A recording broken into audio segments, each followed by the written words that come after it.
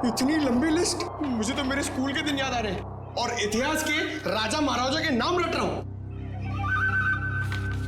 ले भैया, एक और लिस्ट आ गई। इतनी लंबी लिस्ट, सर मैं बेहोश हो जाऊंगा। घबराइए नहीं सर, ये आखिरी है। अच्छा, मुझे तो नींद आ रही है।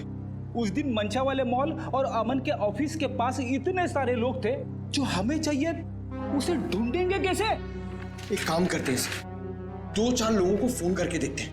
हमारा नसीब शायद बुलंदी पे हो और हमें मुजरिम मिल जाए। अच्छा आइडिया है, लगा phone. Inky pinky ponky, Freddy sir loves a donkey, ये वाला नंबर है।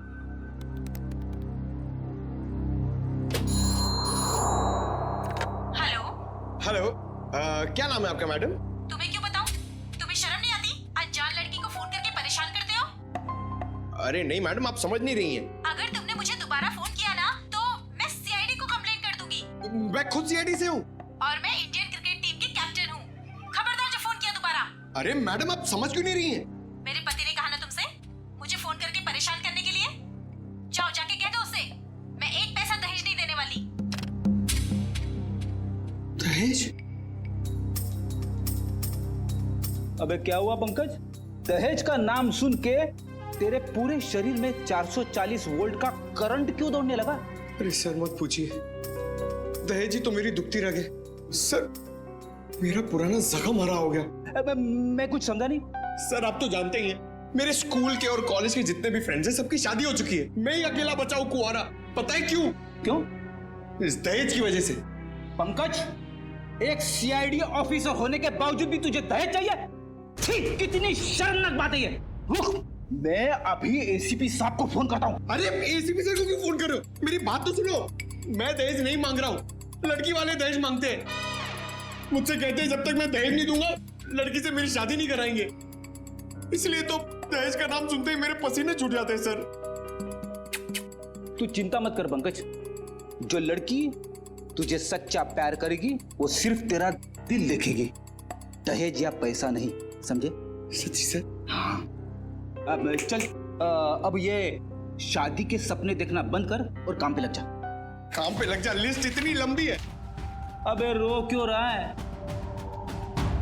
चल एक काम करते, देखते हैं इन सारे नंबरों में से ऐसे कौन से 2 नंबर है जो मंशा वाले मॉल और अमन के ऑफिस के सबसे करीब है। देखिए सर,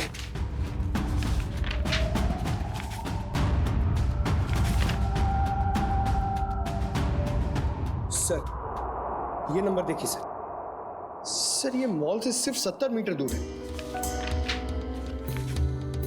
सर ये नंबर देखिए, ये ऑफिस से 20 मीटर दूर है सर। एक्सक्यूज मी, ऐसा? आप जरा बता सकते हैं कि ये और ये 2 नंबर किसके नाम पे? एक मिनट।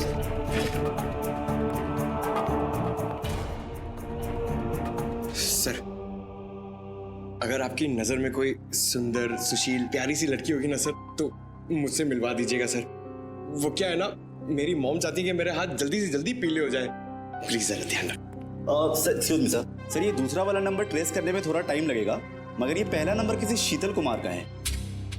शीतल? मतलब पंकज, उस दिन मंशा को मारने कोई लड़का नहीं बल्कि लड़की आई थी। मंशा ने तो कहा था कि कोई लड़का था। ये केस तो और भी उलझता जा रहा है। एक काम करता हूं, दया सर को फोन करता हूं। सर क्यों बुलाया हमें यहाँ? अभी पता चल जाएगा। वो तीसरी लड़की कहाँ है जो इनके साथ में थी? सर उसका नंबर या एड्रेस नहीं मिला, यहाँ तक कि उसका लिस्ट में नाम भी नहीं था। उसका नाम भी नहीं था मेहमानों की लिस्ट में? तो फिर अब ये जरूर किसी और के इनविटेशन पर अंदर घुस गई और विराज पर गोली चलाकर भाग गई। क्या उसने विराज जी को मारा? जी हाँ, और आप दोनों उसके साथ में बैठी थी, तो उसके पास गन थी, आपने देखा कैसे नहीं? सर मेरा सारा ध्यान तो फंक्शन की तरफ था। सर मेरा भी।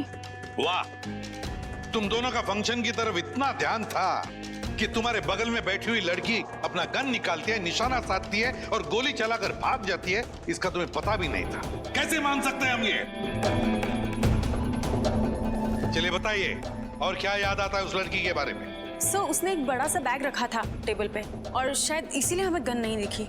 कहाँ पर? सर वो जो टेबल है ना, उस पे जो फूलों का गुलदस्ता पड़ा है, उसी के पास। और वाइन का गिलास बैग के बगल में ही था? जी सर था, और वो उस बैग के साथ कुछ छेड़खानी भी कर रही थी। जरा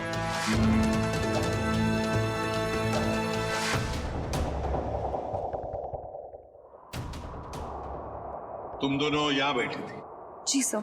और उसने बैग कहाँ रखी थी? सर उसका बैग यहाँ पर था। और ग्लास यहाँ पर? जी जी सर।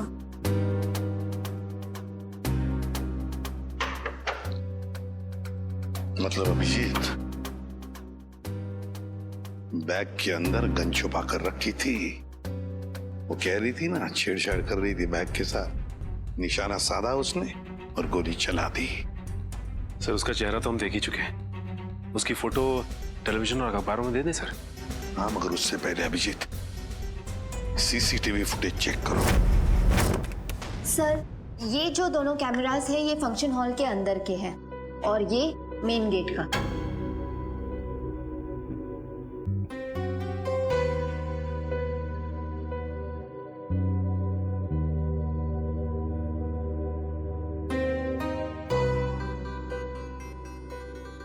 तो काफी देर से आई फंक्शन में। अब जरा ये मेन गेट वाला दिखाना। जी सर। सर ये तो टैक्सी में आई है। टैक्सी में? एक मिनट जरा इसको रिवाइंड करो, कैसे चलाना। पॉज। अब जरा ये नंबर प्लेट है ना टैक्सी का, उस पर जूम करो।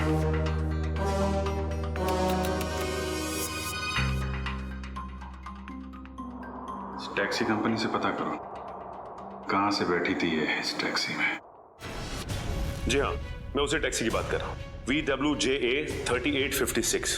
जी हाँ, 23 नवंबर की रात लगभग 8 बजे के आसपास इस टैक्सी ने एक लड़की को तिरला ऑडिटोरियम पहुंचाया। देखिए इस लड़की की सारी डिटेल चाहिए हमें। जी हाँ, खून का मामला है। क्या कहा टैक्सी कंपनी ने? सर कंपनी वाले सारी डिटेल्स ईमेल कर रहे हैं सर। ओके, टैक्सी कंपनी का ईमेल आ गया।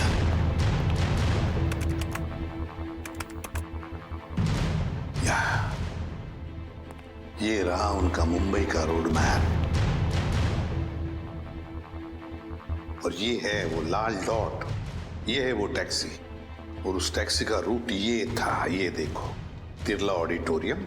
मतलब उस लड़की ने टैक्सी ज्वाला रोड से पकड़ी है, ज्वाला रोड से। बहुत होशियार है लड़की सर, इसने टैक्सी अपने घर पे नहीं बुलाई बल्कि भीड़ भाड़ वाली रोड पे बुलाई।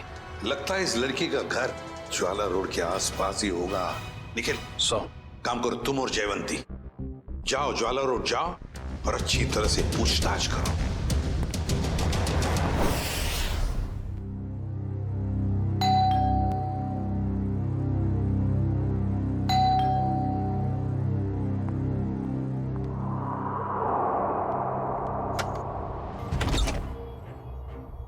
शीतल, क्या? शीतल तुम हो ना? आप लोग क्या कह रहे हैं? ये हेडफोन्स निकालोगी तब सुनाई देगा। ओह आई एम सो सॉरी। आप लोग तीनों दीपा के कजिन्स हैं राइट? मैं आप लोग का ही वेट कर रही थी। हम लोग कोई कजिन वजन नहीं है, हम लोग CID से हैं। CID? सर सब कुछ ठीक है ना? शनिवार दोपहर 3 बजे तुम मॉल में क्या कर रही थी? कौन सा मॉल? वही मॉल जो जवाहर नगर में है। सर मॉल, मैं कोई मॉल में थी नहीं और जवाहर नगर तो मेरे घर से काफी दूर है, मैं वहां जाती ही नहीं हूँ। देखो शीतल, ड्रामा करने की जरूरत नहीं है। अगर तुम जवाहर नगर नहीं गई थी तो तुम्हारा फोन वहां कैसे पहुंच गया? पर मेरा फोन तो गुम हो चुका है, मेरे पास है ही नहीं। आप लोगों को मिला क्या? ओह, तो फोन मिलने रहा है, बहाने अच्छे हैं, मगर CID के सामने ये सारे बहाने पिट जाते हैं, क्योंकि हमें ये भी पता है कि इस वक्त आपका फोन कहाँ है। यहीं पर है, घर पे, नेटवर्क यही बता रहा है। पर मेरे पास तो मेरा फोन है ही नहीं और नेटवर्क और सिग्नल, हाँ शायद हो सकता है कि मेरी काम वाली बाई ने चुराया हो। मैं उसे इनफैक्ट निकालने वाली थी काम से। अंदर कौन है? कोई नहीं, शायद चूहा होगा। चूहा? आप लोग कहाँ जा रहे हैं? आप लोग मेरी मर्जी के बगैर मेरे घर में नहीं जा सकते। सुनिए, लो।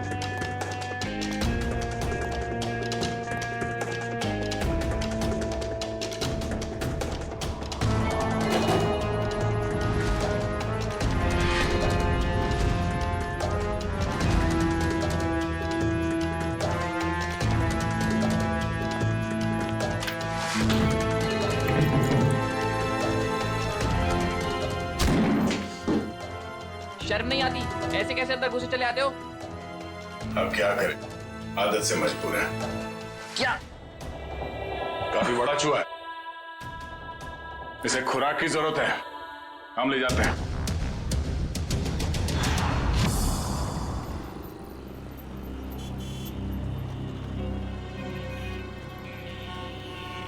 रॉम टैक्सी में यहाँ से बैठी होगी वो, लेकिन उसे टैक्सी यहाँ से क्यों पकड़ी होगी, कहीं और से क्यों नहीं, यही समझ में नहीं आ रहा है।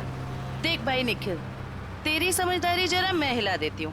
तुझे पता है, एक आदमी जब सजदर जाता है तो वो बाहर टहलने निकल पड़ता है। सजने के बाद टहलने क्यों लगता है? डिपेंड करता है, अगर जवान बच्चा हो तो कुड़ियों छुड़ियों पे लाइन मारने निकल पड़ता है, और अगर बुजुर्ग हो तो खुशी में निकल पड़ता है। लेकिन औरतों और लड़कियों का ऐसा नहीं होता। तुझे नहीं पता? नहीं। लड़कियों के बारे में कुछ तो पता होगा। वो कुछ भी नहीं पता? नहीं।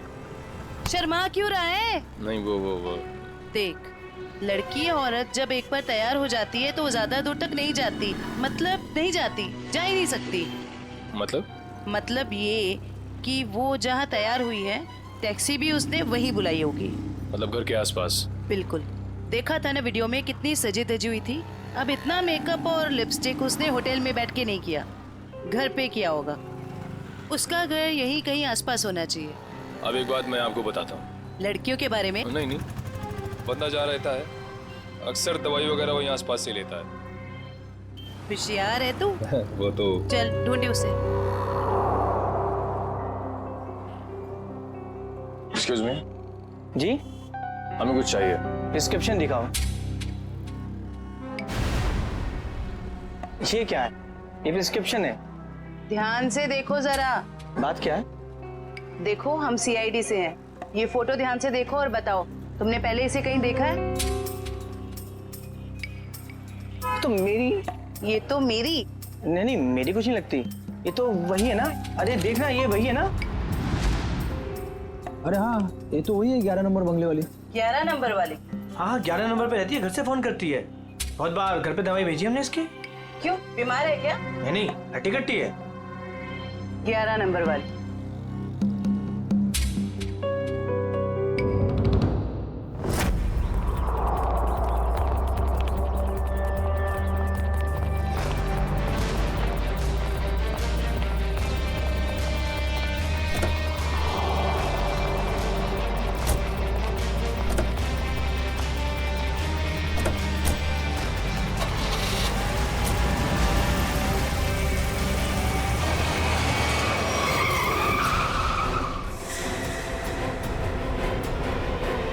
ओ मैडम,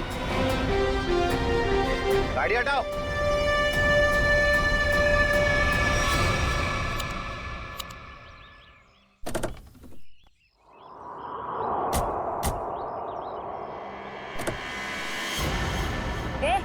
क्या बदतमीजी है? चल गाड़ी हटा। अगर यहाँ बदतमीजी नहीं पसंद तो सीआईडी ब्यूरो चलो, वहां कर लेंगे थोड़ी बदतमीजी। सीआईडी?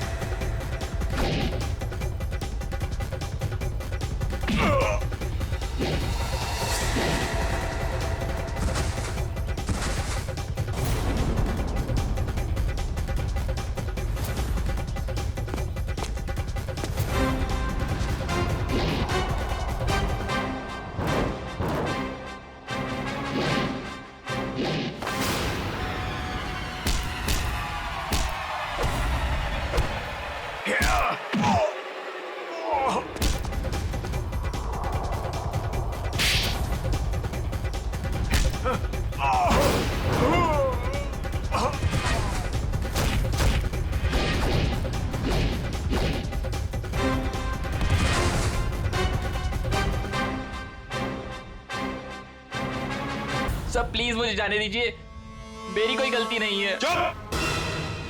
पैसे लेकर लोगों को मारते और कहते हो तुमने कुछ नहीं किया। किसने कहा था तुम्हें मंशा और अमन को मारने के लिए? प्रीतम ने। कौन प्रीतम? वो बड़ी पार्टियों से सुपारी का कॉन्ट्रैक्ट लेता है और हम जैसे लोगों में बांट देता है। मुझे मंशा को मारने के लिए कहा था उसने, और मेरे दोस्त रिंकू को अमन की सुपारी दी थी। मतलब पैसे लेकर लोगों को मारने का पूरा नेटवर्क ये प्रीतम चलाता है। और फिर मंशा और अमन को मारने के लिए प्रीतम को किसने कहा? प्रीतम को किसने कॉन्ट्रैक्ट दिया था? सब विराज ने। विराज? सर इसका मतलब विराज, मंशा और ये अमन का केस आपस में जुड़ा हुआ है। हाँ, पर मजे की बात ये है सचिन कि विराज ने प्रीतम को कॉन्ट्रैक्ट दिया मंशा और अमन को मारने का, और फिर विराज का ही खून हो गया। सर कहीं ऐसा तो नहीं कि अमन और मंशा ने मिलकर विराज को मरवा दिया हो? तो फिर मंशा और अमन हमारे पास क्यों आते? अच्छा, ये तुम्हें सुपारी मिली थी ना मंशा और अमन को मारने की, तो फिर तुम और तुम्हारे दोस्त नाकामयाब कैसे हो गए? नाकामयाब नहीं हुए थे सर, प्रीतम ने आखिरी वक्त पर सुपारी कैंसिल कर दी थी। प्रीतम ने आखिरी वक्त इन दोनों को मारने का प्लान ही कैंसिल कर दिया? क्यों? ये चक्कर क्या है? मुझे तो लगता है विराज की मौत के पीछे इस प्रीतम का हाथ है। दीपिका। जी सर। तुम्हें विराज को मारने के लिए किसने कहा था? प्रीतम ने। प्रीतम ने? सर मगर प्रीतम को किसने कहा होगा विराज को मारने के लिए? वो भी पता चल जाएगा निखिल। सर मुझे कितनी देर यहाँ रुकना पड़ेगा? क्या मैं घर जा सकती हूँ? क्यों? ऐसा कौन सा अच्छा काम किया है जो तुम्हें हम जाने दे? एक खूनी को बचाने की कोशिश की है तुमने, समझे? सब मैं इलेश से प्यार करती हूँ, इसलिए भाग गई थी। तो कौन सा बड़ा काम किया इलेश से प्यार करके? इसे बचाने की कोशिश की तुमने, उसे तो सजा होगी, मगर तुम्हें भी होगी सजा। चले जाओ इसे। चलो। इलेश, तुम्हारे पास प्रीतम का नंबर और एड्रेस तो होगा ना? सर मेरी बात प्रीतम से कभी डायरेक्ट हुई नहीं, हमेशा उसकी सेक्रेटरी जिया से ही बात होती थी। दीपिका, तुम्हारे पास नंबर है प्रीतम का? नहीं, मेरी बात हमेशा उसकी सेक्रेटरी जिया से होती थी। तो फिर सेक्रेटरी जिया का नंबर दो हमें। सर कोई एक नंबर हो तो बताएं, हमेशा नए नए नंबर से फोन करती थी वो। और हाँ, किसे बात है उसकी सारी जानकारी एक लिफाफे में डालकर घर के बाहर रखती थी। नए नए नंबरों से फोन करती थी। बड़ी चालाक समझती है ये अपने आप को सेक्रेटरी जिया, लेकिन उसे पता नहीं अब उसका पाला पड़ा है हमसे, सीआईडी से। अब ज्यादा देर बच नहीं सकती वो। जिया ने जिन जिन नंबरों से तुम्हें फोन किया है वो सारे के सारे नंबर चाहिए हमें अभी, इसी वक्त।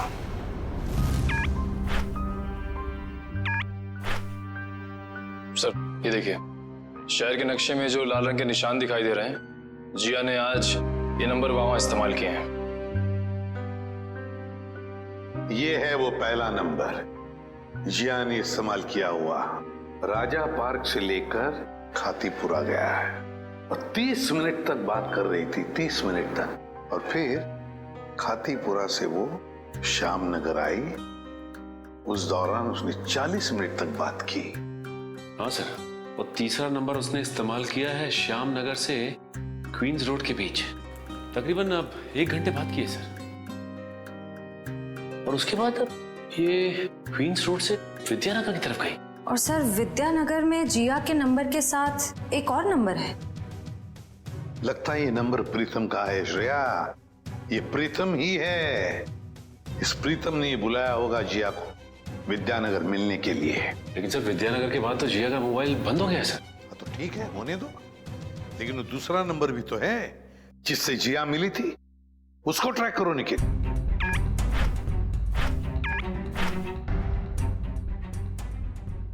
सर फिलहाल ये नंबर सिविल लाइन के किसी बंगलो में है, bungalow number 17। Civil lines bungalow number 17। जिया तेरी साड़ी तो बहुत अच्छी लग रही है, कहाँ से खरीदी? स्पेशली ऑर्डर देके बनवाई है। डिजाइनर है। वाह जिया, तेरी चॉइस को तो मानना पड़ेगा। एक मिनट। मेरा एक बहुत पुराना दुश्मन है, मुझे उसे मरवाना है। दाम जो भी चल लग जाए। लगता है किसी आशिक का फोन आया है। मैं प्रीतम जी की सेक्रेटरी बोल रही हूँ। आपका संदेश उन तक पहुँचा दूंगी।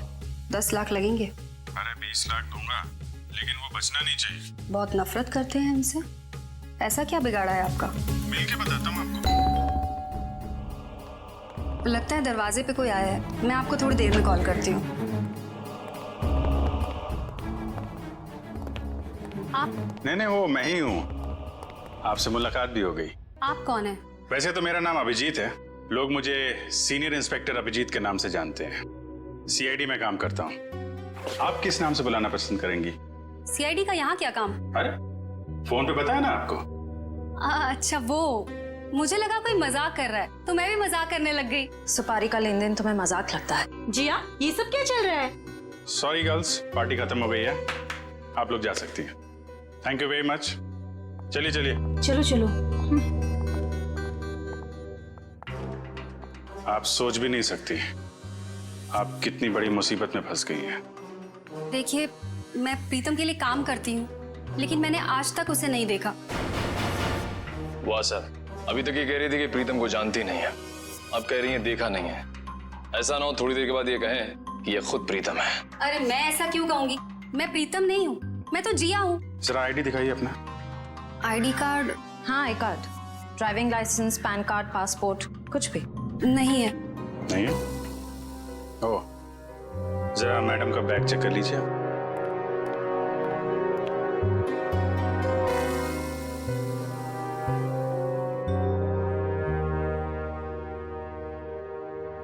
सर, इस खूबसूरत चेहरे का नाम है प्रीतम योगिता। अच्छा, तो आप प्रीतम हैं? भाग के कहाँ जा रही हो? पहले अपने चेहरे का मेकअप तो करवा लो।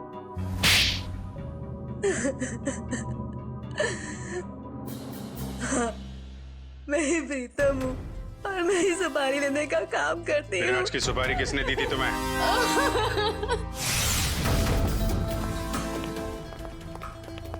माफ कीजिएगा, ऐसे ही चले आए। क्या करते, काम बहुत जरूरी था। आपने दीपिका को गिरफ्तार कर लिया? जी, सीआईडी से वो बच नहीं पाई। लेकिन उसने ऐसा क्यों किया? विराज ने उसका क्या बिगाड़ा था? नहीं, विराज ने दीपिका को कुछ नहीं बिगाड़ा था। तो उसने मेरे भाई को क्यों मारा? क्योंकि किसी ने सुपारी दी थी दीपिका को विराज को मारने की। विराज की सुपारी? लेकिन विराज की सुपारी किसने दी? एक ऐसे इंसान ने दी जो इस वक्त यहाँ मौजूद है हमारे बीच में, और जो विराज की मौत पे मगरमच्छ के आंसू बहा रहा था। कौन? हाँ?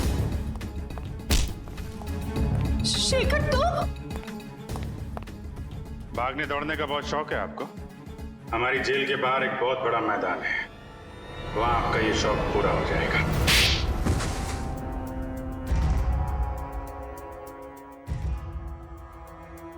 कहने के तो ये हमारा फैमिली बिजनेस था, लेकिन सच तो ये था कि पूरा कारोबार सिर्फ और सिर्फ विराज भैया चलाते थे।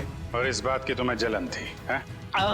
क्यों नहीं होगी जलन? सारी प्रॉपर्टी उनके नाम पे, सारी फैक्ट्रियां, सारी इंडस्ट्री उनके नाम पे थी। भिखारी जैसा महसूस करता था, इसलिए मैंने विराज भैया के प्रतिद्वंदियों अमन और मनसा के साथ हाथ मिला लिया। और तुम तीनों का एक ही मकसद था, विराज की बर्बादी। हाँ, जब विराज भैया को एहसास हुआ कि अमन और मनसा दिन दुगनी रात चौगनी तरक्की कर रहे थे, तो उन्हें बर्दाश्त नहीं हुआ, उन्होंने दोनों की सुपारी दे दी। और इसके पहले कि वो दोनों मारे जाते, तुमने वो सुपारी कैंसिल करवा के विराज की सुपारी दे दी। हाँ, तो क्या गलत किया मैंने? विराज भैया कौन से दूध के धुले हुए थे? हाँ, वो दूध के धुले नहीं थे, लेकिन तुम्हें उन्होंने एक छोटे भाई से ज्यादा अपने बेटे की तरह समझा था। तुमने जो किया है ना शेखर, उसका तो प्रायश्चित तक नहीं हो सकता। प्रायश्चित के लिए बहुत टाइम मिलेगा, जेल की सलाखों के पीछे फांसी का ऑर्डर आने तक।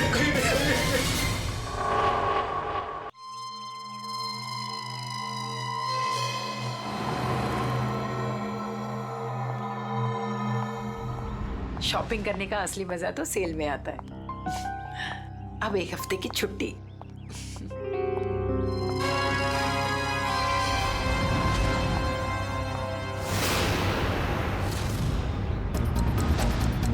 अब घर जाकर मम्मी से कहूंगी कि उनके हाथ की ठंडी लस्सी बना कर दे।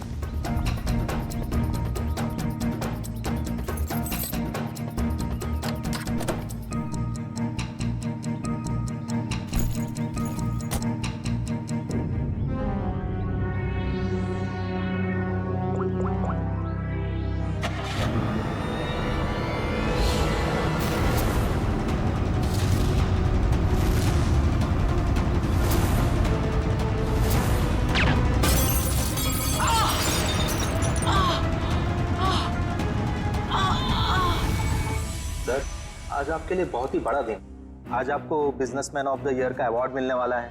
आखिर सर आपने दिखाई दिया कि इंसान मेहनत से ही सफलता के शिखर पर पहुंचता है। क्या बात है सर, आप कुछ खोए खोए से दिख रहे, कोई परेशानी? नहीं, ऐसी कोई बात नहीं है। अच्छा, वो तुमने कुमार की एनुअल रिपोर्ट भिजा दी? जी सर। वो किसी बड़ी परेशानी में है। हाँ कहो। तुम्हारा दिमाग तो ठिकाने पे है, तुम ये डील कैसे कैंसिल कर सकते हो? छोड़ूंगा नहीं मैं तुम्हें। क्या हुआ सर? अंदर सब इंतजार कर रहे हैं आपका। ठीक है चलो।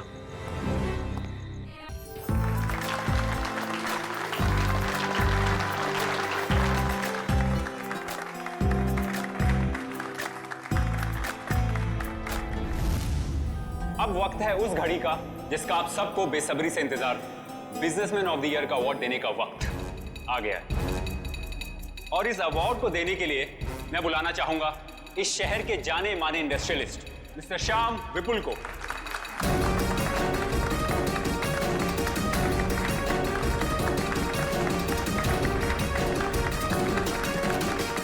जैसा कि आप सभी जानते हैं, इस साल के बिजनेसमैन ऑफ द ईयर हैं मिस्टर विराज।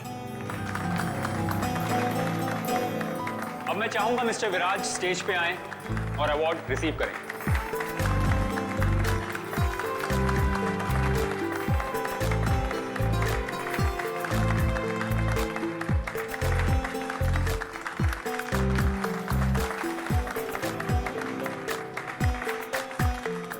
अब मैं चाहूंगा मिस्टर विराज हमारे लिए 2 शब्द कहें।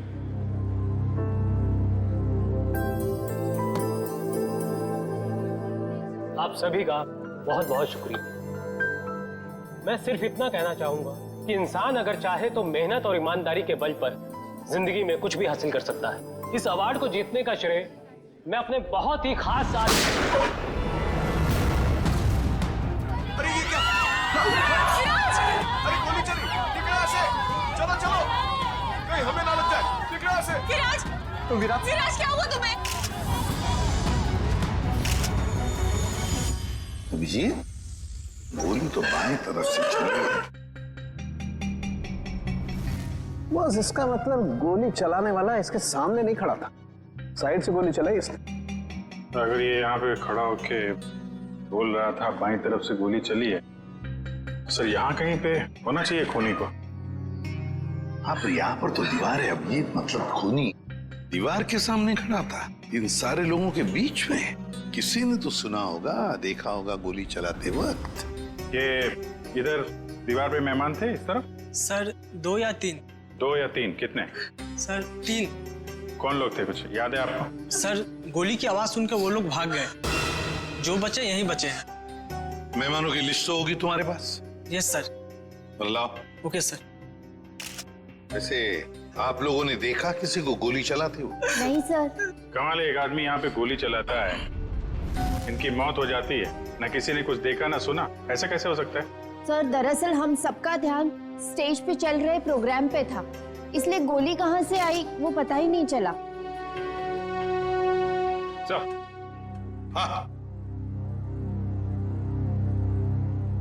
हाँ सुजीत, यहाँ पे सारी ग्लासेस बिल्कुल ठीक ठाक है, लेकिन इस ग्लास पे क्रैक है।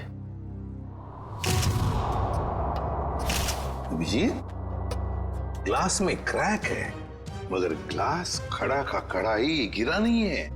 ऐसा क्रैक तो तभी आएगा सर, ये ग्लास किसी से टकराए या फिर बहुत जोर की आवाज हो ग्लास के पास, जरूर ये आवाज गोली चलने की है, और वो गोली इसी ग्लास के करीब से ही चली है।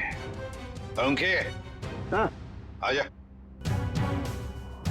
देख, लगता है गोली यहीं से चली है, ग्लास के पास से।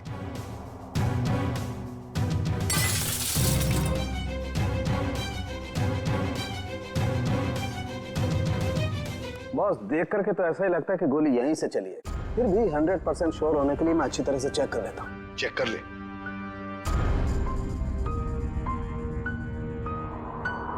आप लोग उसे बिल्कुल नहीं छोड़ना जिसने विराज को मारा है। बिल्कुल, आपसे वादा करते हैं, जिसने भी ये किया है उसे कड़ी से कड़ी सजा दिला देंगे। तू हिम्मत से काम ले, अगर तू ऐसे करेगा तो काम कैसे चलेगा? चुप हो जा। सीआईडी से आज तक कोई भी मुझे बच नहीं पाया। आप सर, मैं शेखर, विराज का चचेरा भाई। और फिर आप? मेरा नाम आशिका है सर, मैं विराज की वर्षों से बिजनेस पार्टनर हूँ सर। और सर मैं विराज जी का पीए हूँ। तो फिर आप में से किसी को भी किसी भर भी शक है किसने किया होगा ये? नहीं सर, उनकी तो किसी से कोई दुश्मनी नहीं थी। नहीं, दुश्मनी तो थी, नहीं तो कोई खून क्यों करेगा? सर मैं कुछ कहना चाहता हूँ। कहिए। सर, विराज जी का आज शाम से बहुत ज्यादा मूड खराब था। खराब मूड? उन्हें तो बिजनेस ऑफ द ईयर का अवार्ड मिला था ना, फिर भी मूड खराब था उनका। इस बात से मैं भी हैरान हूँ, इतने बड़े खुशी के मौके पर उनका मूड बहुत ही ज्यादा चिड़चिड़ा था, और फोन कॉल आने के बाद तो उनका गुस्से का पारा बहुत ज्यादा बढ़ गया। किसका फोन कॉल था? सर ये तो नहीं पता, विराज जी किसी से फोन पर बात कर रहे थे। तुम्हारा दिमाग तो ठिकाने पे है, ये क्या बकवास कर रहे हो तुम? तुम्हें डील कैसे कैंसिल कर सकते हो? छोड़ूंगा नहीं मैं तुम्हें। ये सारी बातें हो रही थी सर। आशिका जी, आपको पता है किस डील के बारे में बोल रहे थे? मुझे इस बारे में कुछ नहीं मालूम। लेकिन ये कैसे हो सकता है कि आपको इस बारे में कुछ भी पता नहीं? आप तो विराज की बिजनेस पार्टनर थी ना, तो आपको तो पता होना ही चाहिए। सर मैं सच कह रही हूँ, ऐसी कोई डील ही नहीं थी जो कैंसिल हुई है। ऐसा कोई डील नहीं था जो कैंसिल हुआ है, ठीक है? अब हम पता लगा लेंगे कौन सा डील था और क्या हुआ था। मयूर सर, विराज का फोन दो।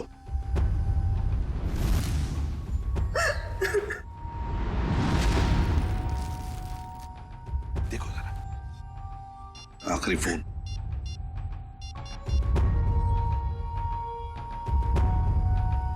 नाम तो लिखा नहीं, अनजान नंबर है।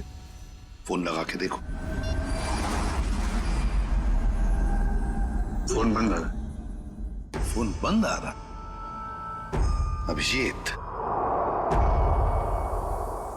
फोन बंद आ रहा है, इसका मतलब है विराज की मौत का जिम्मेदार ये फोन कॉल ही है।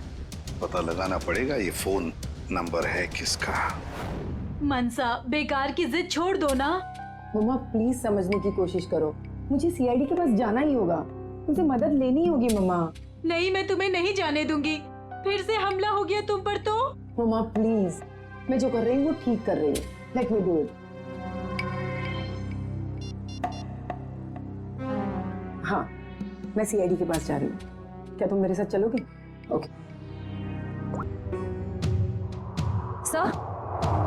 सर, मोबाइल कंपनी वालों से पता चला है कि वो नंबर किसी अर्जुन के नाम पे रजिस्टर्ड है, जो बगोदिया बस्ती में रहता है। लेकिन उसके घर वालों ने बताया कि अर्जुन तो 5 साल पहले मर चुका है। क्या? और उसका सिम कार्ड कौन इस्तेमाल कर रहा है कुछ पता नहीं। तो बड़ा चालाक है ये खुद, कोई भी सुराग नहीं छोड़ रहा है। 5 साल पहले मरे हुए आदमी का सिम कार्ड इस्तेमाल करता है और फिर विराज का खून भी करता है।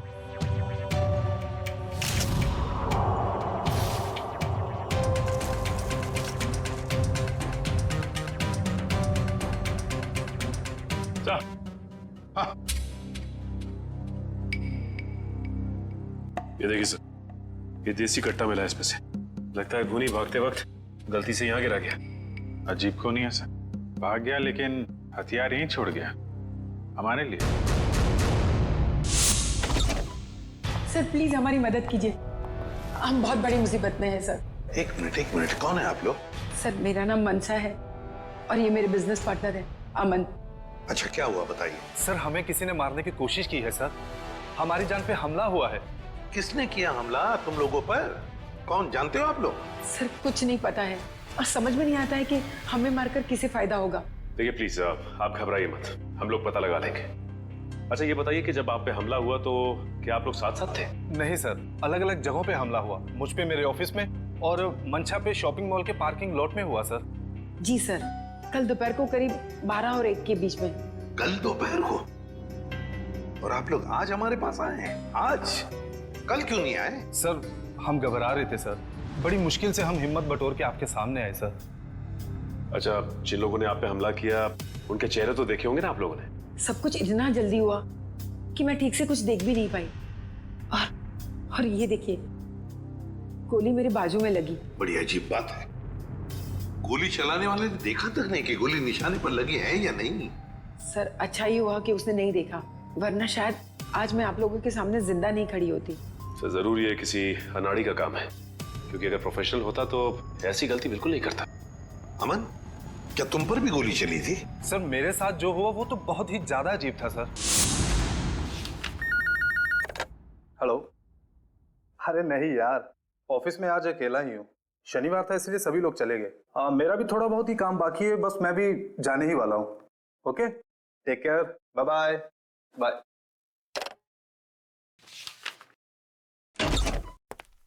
अरे ऑफिस में इस वक्त कौन हो सकता है?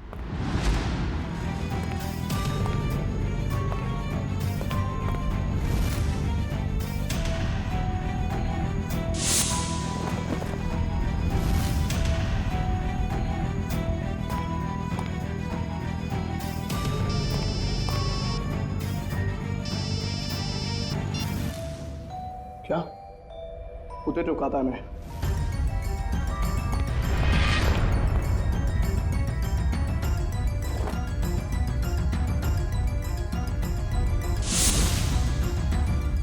सर गोली मारने वाला बिना गोली मारे ही चला गया। भाई तो सर ये तो बहुत अजीब है। सर जो कुछ भी हुआ, कम से कम मेरी जान तो बच गई सर। नहीं, ये तो बड़ी अच्छी बात हो गई। अब आप लोग हमारी एक मदद कीजिए उनका स्केच बनवाने में। सर स्केच तो बनवा देंगे, मगर ब्यूरो से बाहर जाने से डर लग रहा है सर, कहीं फिर से हम पे हमला हुआ तो। अब आप पर कोई हमला नहीं कर सकता। अब आप लोगों की सुरक्षा की जिम्मेदारी हमारी है।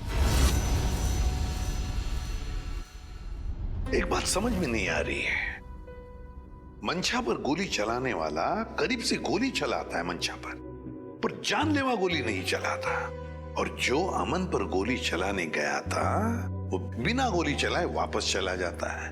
ऐसा क्यों? नहीं नहीं नहीं, ये कुछ अलग ही चक्कर है। सर ये रहा स्केच। Thank you. जाओ। आपको पूरा यकीन है यही लोग हैं वो? हाँ सर, लगभग ऐसे ही थे।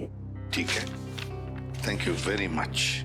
अब आप लोग जा सकते हैं, लेकिन निश्चिंत रहिए, आपकी सुरक्षा के लिए हमारे सीआईडी ऑफिसर्स तैनात रहेंगे। Thank you. Thank you sir. Shreya, देखो क्या ये दोनों पुराने पापी है क्या?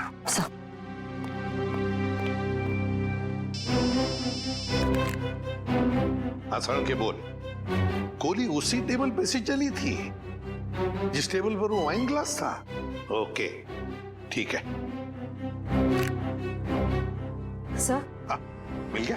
नहीं सर, उन दोनों का हमारे डेटाबेस में तो कोई रिकॉर्ड ही नहीं है। कोई भी रिकॉर्ड नहीं है उन दोनों का? अच्छा, एक काम करते हैं, वो मॉल जिसके पार्किंग लॉट में मंशा पर हमला हुआ था और अमन का ऑफिस, इन दोनों जगहों के पास उस वक्त जिस वक्त गोली चली थी, उस वक्त जितने भी सेलफोन्स नेटवर्क में थे उन सब का पता लगाते हैं। पर सर ऐसे तो सैकड़ों लोग होंगे। बिल्कुल, सैकड़ों लोग होंगे, सैकड़ों फोन होंगे, मगर मुजरिम उन्हीं में से ही कोई है, उन्हीं में से ही कोई है जो सबसे करीब थे उस पार्किंग लॉट में मंशा के पास, और सबसे करीब थे अमन के पास उसके ऑफिस में। उन्हीं में से ही है जो सबसे करीब थे इन दोनों के।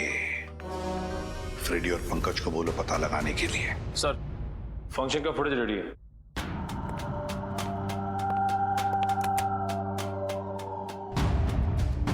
निखिल, अब जूम करो उस टेबल पर जहां से गोली चली थी।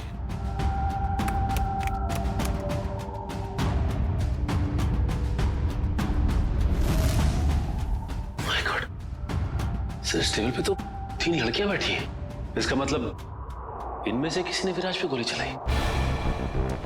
पता लगाना पड़ेगा है कौन ये 3 लड़कियां।